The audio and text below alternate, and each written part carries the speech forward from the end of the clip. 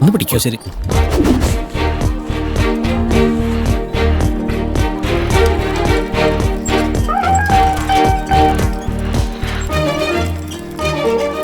Hello, ഞാനാണ് പാലക്കാട് ബാലസുബ്രഹ്മണ്യം. അതെ, നമസ്കാരം സാർ. ഈശ്വരൻ അനുഗ്രഹിക്കും. എന്താ തന്റെ പേര്? ചക്രവർത്തി. സോറി സാർ, പേരാണോ ചോദിച്ചത്? ശങ്കരനുണ്ണി. എന്താ സാർ നോക്കുന്നത്? ഞാൻ ബാങ്കിലെ അറ്റൻഡർ അല്ലേ? അതെ sir, peon cum driver cum cum cum cum cum. ഇവിടുത്തെ ബാങ്കിൽ പ്യൂണിന്റെ വേഷം മുണ്ടാണോ? ബഹുമാനം കാണിക്കാനാണ് സാർ ഞാൻ ഈ മുണ്ടെടുത്തത്. ബഹുമാനം കാണിക്കാണോ? അതെ സാർ. സാറിനെ പോലെ വലിയൊരാൾ മുമ്പിലെത്തുമ്പോൾ മുണ്ടാണെങ്കിൽ ഇതാ ഇങ്ങനെ ഒന്ന് അഴിച്ചിട്ടാ മതി, അത് ബഹുമാനാവും. പാന്റ് ആകുമ്പോ പാന്റ് ഊരി ബഹുമാനം കാണിച്ചാൽ അത് വൃത്തിയോട് കാണിച്ചതല്ലേ പറയൂ സാർ. കൊള്ളാലോ. ഇങ്ങനെ തട്ടികള്. വരൂ സാർ, വെൽക്കം ടു ഇന്ത്യ. അല്ല കേരള. സാർ, എനിക്ക് വളരെ വേണ്ടപ്പെട്ട ഒരാള് സാറിന്റെ ബാങ്കിൽ നിന്ന് ലോൺ എടുത്തിട്ട് ഇപ്പോ ജപ്തി വരെയായി. പാവം. എന്താ അയാളുടെ പേര്? ഒരു ബാബുരാജ്. എന്താ സാർ ആലോചിക്കുന്നേ? Ambalakkara factory owner. സാറിന് മനസ്സിലായോ? അയാളുടെ ഒരു അണിയൻ ആ കള്ള റാസ്കലിനും ഉണ്ടല്ലോ ലോൺ. മനസ്സിലായില്ലേ? ഒരു നാടകക്കാരൻ. അയാളൊരു പാവാ സാറേ. ഈ ചേട്ടനും പാവാ, അനിയൻ പാവം, ചേട്ടൻ പാവം. അങ്ങനെ അല്ലല്ലോ എനിക്ക് കിട്ടിയ റിപ്പോർട്ടിൽ. കള്ളു കുടിച്ച്. അയ്യോ സാർ, പച്ച കള്ളമാണ് സാർ. അവരുടെ രണ്ടുപേരുടെ അവസ്ഥ വളരെ ദയനീയമാണ് സാർ. എനിക്കറിയാവുന്ന അവരെ ലണ്ടനിൽ നിന്ന് MBA എടുത്ത് നാടിനെ സേവിക്കാൻ ഇറങ്ങിയ അഭ്യസ്ത വിദ്യൻ ലോൺ എടുത്ത് ഫാക്ടറി തുടങ്ങി. തൊഴിലാളി സമരം മൂലം അത് അടച്ചുപൂട്ടി. നാടക കമ്പനി നടത്തുന്ന അനിയൻ നാടകം കാണാൻ ആളില്ലാത്തതിൻ്റെ പേരിൽ ട്രൂപ്പ് പൂട്ടാനായിട്ട് താഴെ മേടിച്ചിരിക്കുക. ഈ സമയത്ത് ജപ്തി നടപടികളുമായിട്ട് വിശ്വംബർ സാർ വന്നത്. അളമുട്ടിയ ചേരയും കടിക്കില്ലേ സാർ, കടിച്ചുപോയി. അതിൻ്റെ പ്രതികാരമാണ് ഈ വിശ്വംബർ സാറിനെ. അവരുടെ തറവാട് ബാങ്ക് ജപ്തി ചെയ്ത എട്ടിക്കാറായ 5-6 പെങ്ങന്മാര് സഹിതം അവിടെ ഒരു കൂട്ട ആത്മഹത്യ എടുക്കും സാർ. സാർ അവരുടെ കട എഴുതി തള്ളുവോ ഇളവ് ചെയ്യൊന്നും വേണ്ട, ഒരു സാവകാശം കൊടുത്താൽ മതി പ്ലീസ് സാർ. ഈ കാര്യത്തിൽ തനിക്കെന്താ ഇത്ര? സാർ ഒരു അഭ്യുദയകാംക്ഷയ്ക്ക് അഭ്യർത്ഥിക്കാൻ പാടില്ലേ സാർ? ഞാൻ അവരുടെ ഫയൽ വിശദമായി ഒന്ന് പഠിക്കട്ടെ. നിയമപരമായി എന്ത് ചെയ്യാൻ പറ്റുന്ന അതിനുശേഷം പറയാം. എന്താ പുറത്തൊരു ബഹളം? അത് ഏതൊരു കള്ളുടെ ഒന്നും ബഹളം ഉണ്ടാക്കുന്നതാ സാർ. സാറിന്റെ റൂമിലിരിക്കൂ, ഞാൻ പോയി നോക്കിയിട്ട് വരാം. സാർ ഇരിക്കൂ പ്ലീസ്. അത് കുളിച്ച് ഫ്രഷ് ആയിട്ട് കഴിച്ചാണല്ലോ. ശരി. ഓ പാമ്പ്, എവിടെ ഒരു പാമ്പാട്ടി കിട്ടി വീട്ടിൽ കൊണ്ടുപോയി. ചക്രവർത്തി ഇവിടെ കിടന്ന് ബഹളം ഉണ്ടാക്കിട്ട് പോയേ. നീ ഒന്നും പറയരുത്. ഒന്നടങ്ങ്. ഞാൻ അങ്ങേരുമായിട്ടൊരു സന്ധി സംഭാഷണത്തിൽ ഏർപ്പെട്ടിരിക്കുക. ഇവിടെ കിടന്ന് അലമ്പിട്ടാക്കരുത്. നമ്മൾ ചേട്ടന് അനിയനാണെന്ന് പറഞ്ഞാൽ എല്ലാം പൊളിഞ്ഞ് പാളീസാവും. അയ്യോ, അയാളാണ് ഇയാള്. ഈശ്വര, സാറിനിപ്പോ കാര്യങ്ങളൊക്കെ മനസ്സിലായ സ്ഥിതിക്ക് നമുക്ക് പോവാല്ലേ?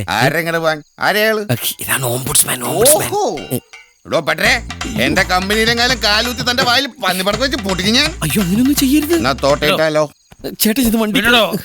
അയാൾ എന്താ എന്നെ ചെയ്യാൻ പോകുന്നതെന്ന് കാണട്ടെ. ഏട്ടനൊരു പാവാ, വെറും പാവം. ഇപ്പൊ സംസാരിക്കുന്ന ഏട്ടനല്ല, ഏതോ കൂതറമ്മ. ശരിക്കും വായിൽ കൈയിട്ടാ പോലും കടിക്കാത്ത മാന്യനാ. എങ്കിലും ആ വായിലൊന്ന് കൈയിട്.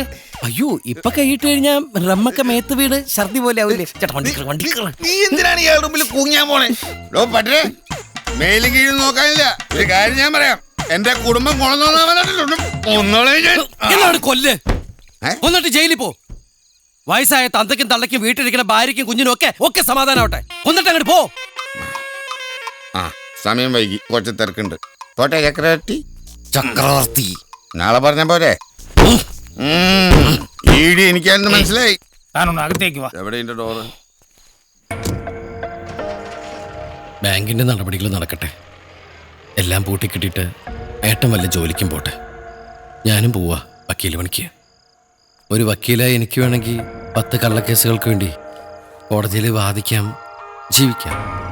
പക്ഷേ അതൊക്കെ വേണ്ടാന്ന് വെച്ചത് കലയോടുള്ള സ്നേഹം കൊണ്ടാണ് സാർ.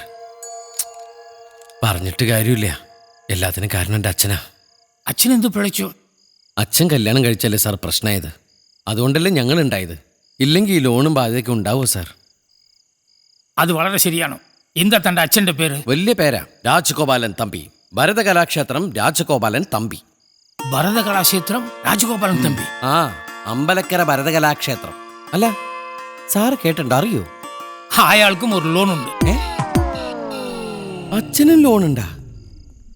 വെറുതെ അല്ലട്ടോ ഞങ്ങൾക്ക് ഈ സ്വഭാവം വന്നത്.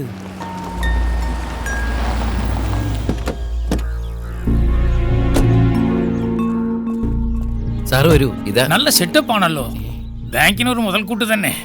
ബാങ്കിന് മുതൽ കൂട്ടിയിട്ട് സാറിന് എന്താ ഒരു നേട്ടം? സാർ ഇരിക്കെ, ഞാൻ ജപ്തിയാണല്ലോ മുതലിനേക്ക് വിളിച്ചിട്ട് വരാം. ആ, ചെല്ലങ്ങട്, ലോൺ എടുത്തിട്ട് മുങ്ങി നടക്കല്ലേ. ചെല്ല്. ഇതാണ് ലോണച്ചൻ, ലോൺ എടുക്കുന്ന അച്ഛൻ. ഡേയ്, ഡേയ്, ദയവ് ചെയ്ത് ലോണിന്റെ പേരിൽ തമ്മിൽ തല്ലരുത് പ്ലീസ്. ബാലു.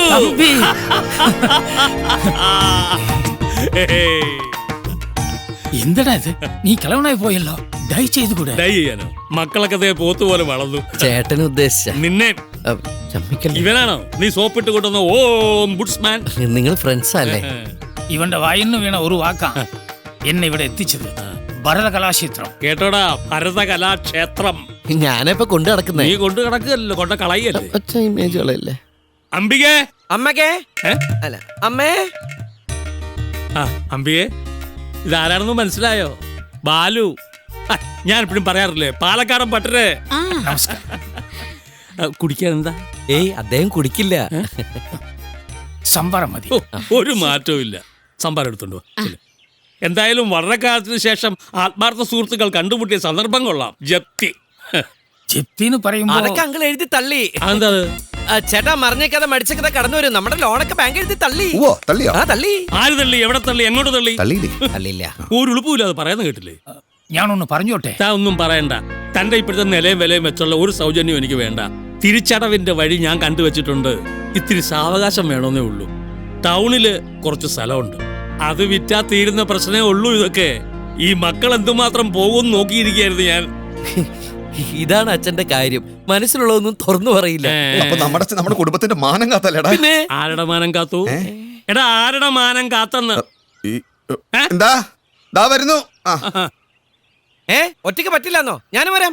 ഊണ് കാലമായിട്ടില്ല. അവിടെ നിൽക്കേ, അവിടെ ഞെക്കല്ലേ മുള്ളി പോ. എനിക്കുണ്ടായ 2 റയർ പീസസ് ആണ്. ചേട്ടനെ ആ വാ വാ വാ.